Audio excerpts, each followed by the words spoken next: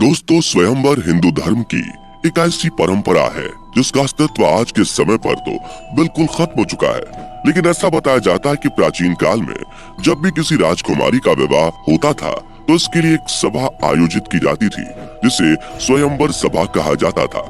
आपको बता दें कि स्वयंवर सभा में कई राज्य के राजाओं को आमंत्रित किया जाता था और उनके सामने एक प्रतियोगिता रखी जाती थी। इसके बाद जो राजा उस प्रतियोगिता को जीत लेता था तो स्वयंवर में बैठी राजकुमारी उसे अपने पति के रूप में चुन लेती थी और राजा का विवाह उस राजकुमारी से हो जाता था।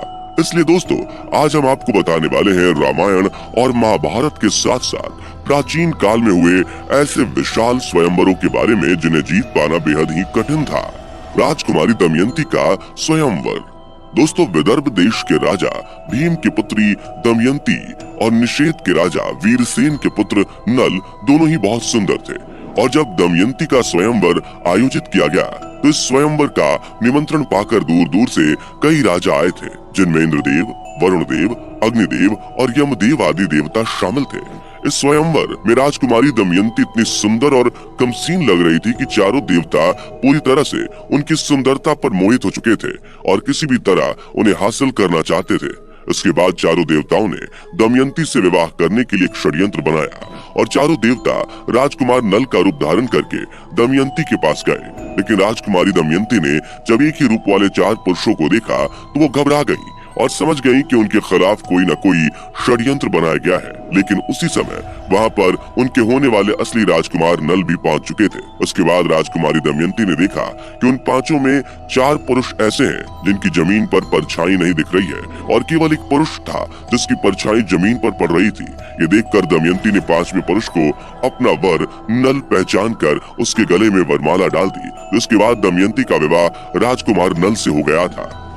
लक्ष्मणा का स्वयंवर। दोस्तों, श्रीमद् भागवत पुराण के अनुसार ऐसा बताया जाता है कि लक्ष्मणा मद्र देश के राजा बृहत्सेना की पुत्री थी जो कि भगवान श्री कृष्ण से बेहद प्रेम करती थी और उनसे विवाह करना चाहती थी। लेकिन उनके पिता समेत उनका पूरा परिवार ये बिल्कुल नहीं चाहता था कि उनका विवाह श्री कृष्ण से हो। इसके बाद राजकुमारी लक्ष्मणा के पिता बृहत्सेना ने अपनी पुत्री के विवाह के लिए एक स्वयंवर का आयोजन किया और इस स्वयंवर में एक प्रतियोगिता भी रखी गई थी।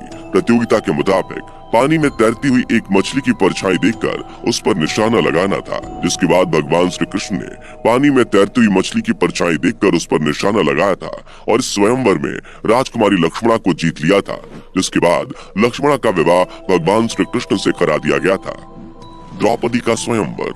दोस्तों, प्राचीन काल में हुए सभी स्वयंवरों में से द्रौपदी का स्वयंवर सबसे कठिन बताया जाता है और इसे पांचाल देश के राजा द्रुपद ने अपनी पुत्री राजकुमारी द्रौपदी के लिए आयोजित किया था, जिसमें एक से एक महारथी और पराक्रमी योद्धा आए थे। राजा द्रुपद चाहते थे कि उनकी पुत्री द्रौपदी का विवाह एक पराक्रमी राजकुमार से हो और उस समय पांडु पुत्र अर्जुन एक सर्वश्रेष्ठ धनुर्धर के रूप में जाने जाते थे। राजा द्रुपद ने स्वयंवर में ये शर्त रखी थी कि ऊपर छत पर पानी से भरे पात्र में एक मछली तैर रही थी जिसका प्रतिबिंब नीचे पानी में दिखाई दे रहा था और शर्त के मुताबिक धनुर्धर को मछली का प्रतिबिंब पानी में देखकर उसकी आंख पर निशाना लगाना था। द्रौपदी की सुंदरता को देखकर सभी राजा चाहते थे कि वो उनसे विवाह करें, लेकिन कोई भी राजा इस शर्त को पूरा नहीं कर पाया और सबके सब खाली हाथ लौटते गए। आपको बता दें कि इन हारे हुए राजाओं में हस्तिनापुर के राजकुमार दुर्योधन भी शामिल थे। लेकिन जब दुर्योधन के मित्र अंगराज कर्ण ने देखा कि दुर्योधन भी स्वयंवर की इस शर्त को पूरा नहीं कर पाया तो अंगराज कर्ण स्वयंवर की इस शर्त को पूरा करने के लिए आगे बढ़े। लेकिन द्रौपदी ने कर्ण को एक सूत पुत्र कहकर उनसे विवाह करने से इनकार कर दिया और फिर कर्ण इसे अपना अपमान समझकर वहां से चले गए।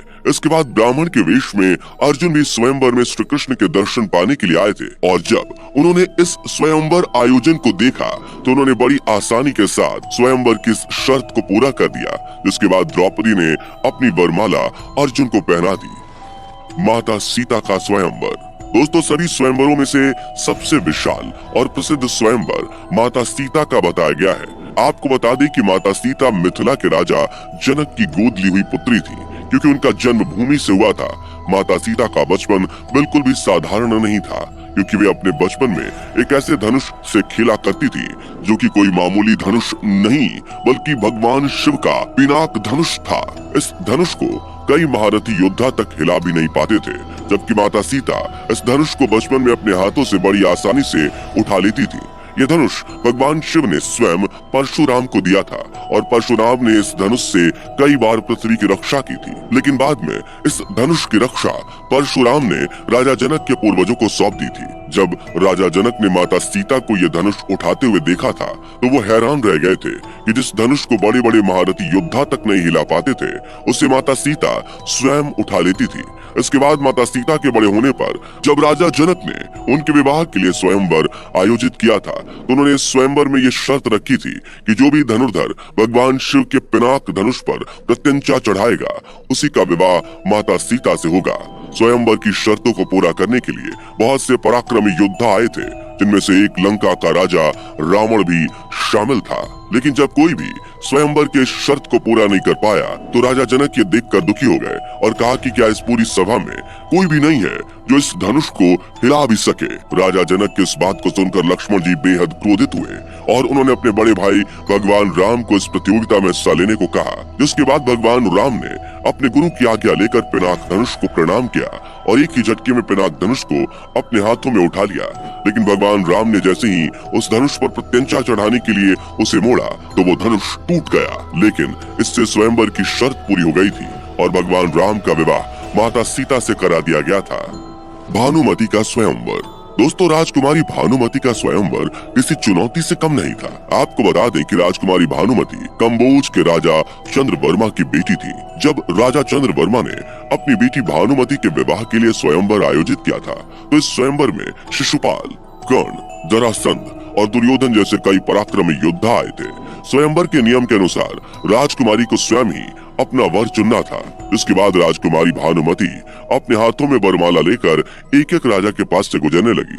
सभी राजा राजकुमारी भानुमति को देखकर ये चाहते थे कि वो उन्हें माला पहना दे, लेकिन जब राजकुमारी भानुमति वरमाला पहनाने के लिए दुर्योधन के नजदीक से गुजर रही थी तो दुर्योधन को ऐसा लगा कि भानुमति वो वरमाला उन्हें पहनाने ही वाली थी, लेकिन उन्होंने जानबूझकर दुर्योधन का अपमान किया। दुर्योधन अपने इस अपमान को सहन नहीं कर सका और उसने जबरदस्ती वो वरमाला राजकुमारी भानुमति से अपने गले में डलवा ली। उसके बाद राजकुमारी भानुमति का विवाह दुर्योधन से हो गया। असावरी का स्वयंवर। दोस्तों, महाभारत के वीर योद्धा कहे जाने वाले कर्ण जब राजकुमारी असावरी के स्वयंवर में हिस्सा लेने के लिए गए थे तो वहाँ बैठे सभी राजकुमारों ने उन्हें ये कहकर अपमानित कर दिया था कि उन्हें ये स्वीकार नहीं कि कोई सूतपुत्र स्वयंवर सभा में हिस्सा ले।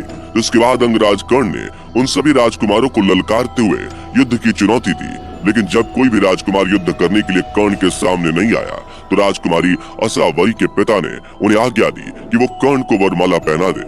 लेकिन जब राजकुमारी असावरी कर्ण को वरमाला पहनाने के लिए आगे बढ़ी तो कर्ण ने उन्हें स्वयं मना कर दिया कि मैं आपसे विवाह नहीं करना चाहता, और ये कहकर उन्होंने पद्मावती नाम की एक दासी से विवाह कर लिया। माता सती का स्वयंवर। दोस्तों, आपको बता दें कि माता सती भगवान ब्रह्मा के पुत्र राजा दक्ष की पुत्री थी और जब वो बड़ी हुई तो उनके विवाह के लिए राजा दक्ष ने एक स्वयंवर का आयोजन किया था, जिसमें अनेकों देवता और कई राजा शामिल हुए थे। लेकिन उन्होंने इस स्वयंवर में भगवान शिव को शामिल नहीं किया था क्योंकि भगवान शिव को वो पसंद नहीं करते थे।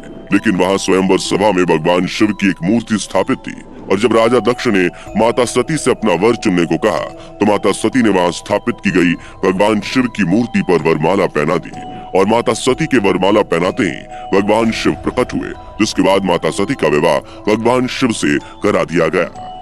माता लक्ष्मी का स्वयंवर। दोस्तों, आपको बता दें कि माता लक्ष्मी ऋषि भृगु की पुत्री थी और जब ऋषि भृगु ने माता लक्ष्मी के विवाह के लिए स्वयंवर आयोजित किया था तो इस स्वयंवर में भगवान विष्णु के साथ साथ नारद मुनि भी शामिल हुए थे। जब माता लक्ष्मी ने भगवान विष्णु को देखा तो वो मनी मन उन्हें अपना पति मान चुकी थी, लेकिन दूसरी तरफ नारद मुनि माता लक्ष्मी से विवाह करना चाहते थे और इसके लिए वो स्वयंवर से पहले भगवान विष्णु के पास गए और कहा कि आप मुझे अपना हरि रूप दे दीजिए। दोस्तों, बता दें कि हरि का एक अर्थ बंदर भी होता है और भगवान विष्णु ने उन्हें एक बंदर का रूप दे दिया। नारद मुनि जब अपना हरि रूप लेकर माता लक्ष्मी के पास गए तो उन्हें यह विश्वास था कि माता लक्ष्मी उन्हीं को वरमाला पहनाएंगी, लेकिन माता लक्ष्मी ने ये ना करके विष्णु जी को वरमाला पहना दी और उनका विवाह विष्णु जी से करा दिया गया। इसके बाद जब नारद मुनि ने अपना चेहरा देखा तो उन्होंने विष्णु जी को ये श्राप दिया कि आपको समय समय पर पत्नी वियोग सहना पड़ेगा। वैसे दोस्तों कमेंट करके बताइए कि इस वीडियो को देखने से पहले आपको कौन कौन से स्वयंवर के बारे में पहले से जानकारी थी। जाने से पहले वीडियो को लाइक शेयर जरूर करें और ऐसी ही वीडियोस के लिए इस चैनल को सब्सक्राइब करके बेल नोटिफिकेशन को भी जरूर ऑन कर ले। धन्यवाद।